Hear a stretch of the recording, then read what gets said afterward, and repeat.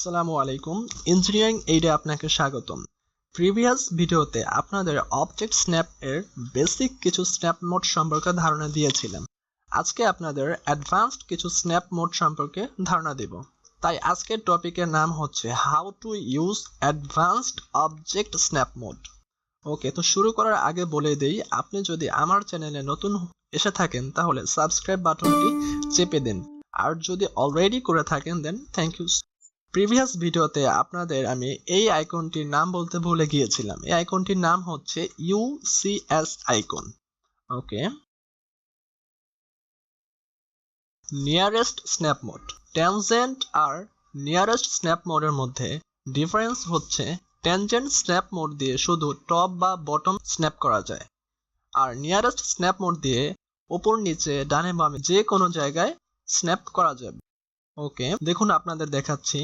এখন যদি আমি এই শেপের মতো এখানে আরেকটি শেপ নিয়ে আসতে চাই, তাহলে এখানে দুই পাশে দুইটি লাইন আর এই ডান পাশের একটি লাইন দিয়ে দিলে এখানে এই শেপটি কমপ্লিট হয়ে যাবে। তো এই শেপটি ড্র করার জন্য আগে উপর থেকে লাইন টুলসটি নিয়ে নিলাম, তারপর শিফট ধরে এখান থেকে নিয়ারেস্ট সিলেক্ট করুন। ওকে, দেখুন এখানে সার্কেলের উপরে মাউস পয়েন্টারটি হভার করার কারণে এখানে নিয়ারেস্ট স্ন্যাপ মোডটি স্ন্যাপ কর। তারপর এখান থেকে ওকে, তারপর সিলেক্ট করলাম, এখান থেকে হবে 60 mm, এন্টার। তারপর এদিকে হচ্ছে 12 mm। ওকে, এখন আমি যদি এটির সাথে আবার মিলিয়ে দিতে চাই তাহলে আবার শিফট ধরে এখান থেকে নিয়ারেস্ট সিলেক্ট করলাম, তারপর দেখুন এখন আবার পূর্বের ন্যায় স্ন্যাপ করছে। তো আমি এটিকে ক্লিক করে দিলাম।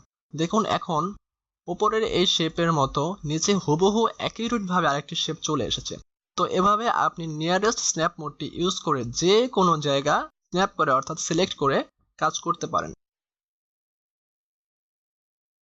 এক্সটেনশন, এখানে বামে একটি রেক্টেঙ্গেল রয়েছে। এখন ধরুন আমাকে এর বরাবরই আরেকটি রেক্টেঙ্গেল ড্র করতে হবে। তো তার জন্য আগে উপর থেকে রেক্টেঙ্গেল টুলসটি নিয়ে নিলাম, তারপর শিফট ধরে এখান থেকে এক্সটেনশন সিলেক্ট করুন। ওকে, তারপর রেক্টেঙ্গেলটির কর্নারে মাউস পয়েন্টারটি কিছুক্ষণ রাখুন। দেখুন এখানে মাউস পয়েন্টারটি রাখার কারণে এখানে বরাবর একটি লাইন শো করছে। এখন যদি আমি রেক্টেঙ্গেলটি ড্র করতে চাই তাহলে দেখুন হুবহু বাম পাশের রেক্টেঙ্গেলটির মতো বরাবর করে এখানে আরেকটি রেক্টেঙ্গেল ড্র হয়ে গিয়েছে। তো এভাবে আপনি এক্সটেনশন স্ন্যাপ মোডটি এনাবল করে অর্থাৎ সিলেক্ট করে বরাবর যে কোনো কিছু ড্র করতে পারেন।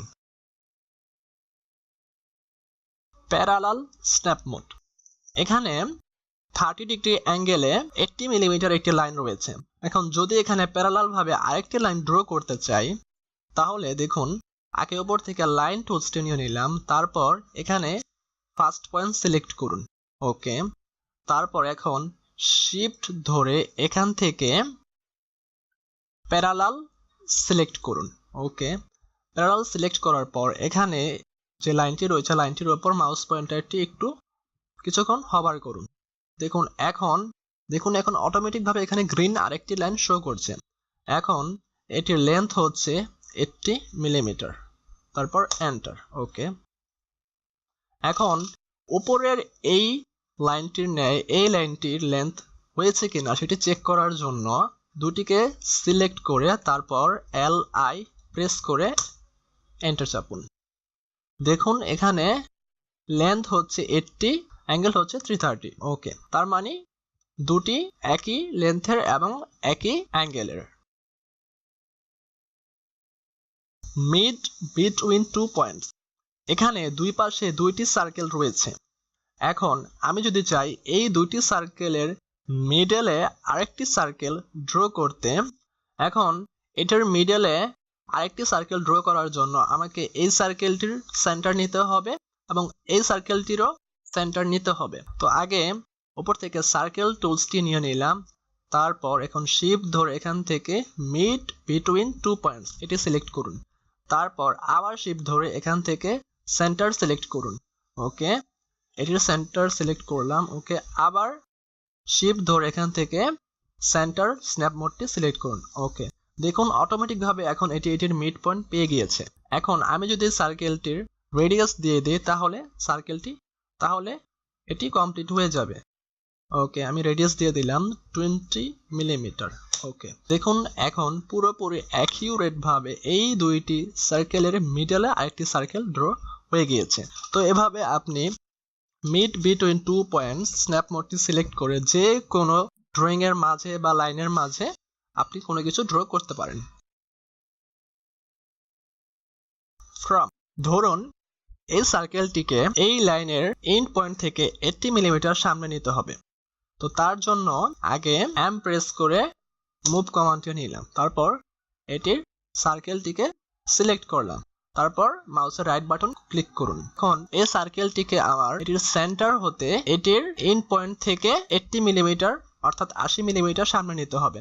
তার জন্য আগে এখন এই সার্কেলটির সেন্টার স্ন্যাপ মোডটি সিলেক্ট করুন। ওকে, তার জন্য এখন শিফট ধরে এখান থেকে সেন্টার নিলাম। ওকে, এখন সার্কেলটি দেখুন এখান থেকে মুভ হচ্ছে। ওকে, এখন সার্কেলটিকে আমার এই লাইনটির এন্ড পয়েন্ট হতে 80 মিলিমিটার সামনে নিতে হবে। তো তার জন্য আবার শিফট ধরে এখান থেকে ফ্রম সিলেক্ট করুন। ফ্রম কোথা থেকে হবে? এটির এন্ড পয়েন্ট থেকে হবে। তো আবার শিফট ধরে এখান থেকে এন্ড পয়েন্ট ধরুন। ওকে, দেখুন এখন এখানে এন্ড পয়েন্টটি স্ন্যাপ করছে।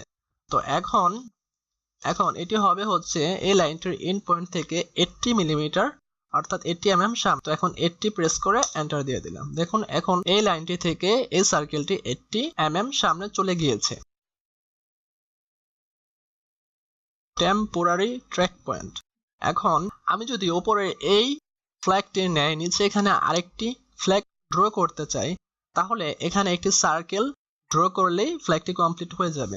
তো এখন তার জন্য আগে উপর থেকে সার্কেল টুলসটি এনেবল করে নিলাম, তারপর এখন শিফট ধরে টেম্পোরারি ট্র্যাক পয়েন্ট, তারপর এখন এটির মিড পয়েন্ট নিতে হবে। তো আবার শিফট ধরে এখান থেকে মিড পয়েন্ট। ওকে, তারপর আবার শিফট প্রেস করে টেম্পোরারি ট্র্যাক পয়েন্ট, তারপর আবার শিফট ধরে এখান থেকে মিড পয়েন্ট। দেখুন এখন এই রেক্টেঙ্গেলটির মিড পয়েন্ট স্ন্যাপ করছে। তো এখান থেকে এখন মাউসের লেফট বাটন প্রেস করে সার্কেলটি ড্র করা যাবে।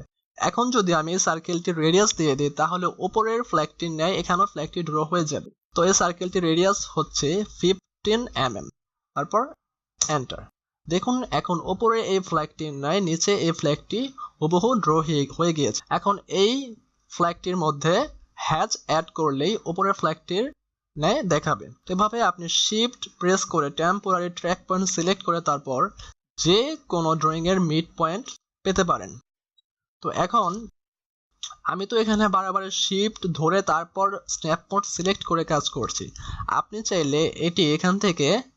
চাইলে এখানে অবজেক্ট স্ন্যাপের ওপর মাউস পয়েন্টারটি রেখে তারপর সেটিং এ গিয়ে এখান থেকে আপনার যেগুলা প্রয়োজন আপনার রিকোয়ারমেন্ট অনুযায়ী সিলেক্ট করে নিতে পারেন, অথবা এখান থেকে সবগুলো সিলেক্ট করে তারপর কাজ করতে পারেন। ওকে, তো এভাবে চাইলে আপনি অবজেক্ট স্ন্যাপ ইউজ করে খুব সহজে এবং দ্রুত অ্যাকুরেটলি ড্রয়িং করতে পারেন। এই ভিডিও সম্পর্কিত আপনার যে কোনো প্রশ্ন বা মতামত থাকলে সেটি কমেন্ট বক্সে এসে জানাতে পারেন। And one more thing, wait for my next tutorial এবং সেই পর্যন্ত ভালো থাকুন।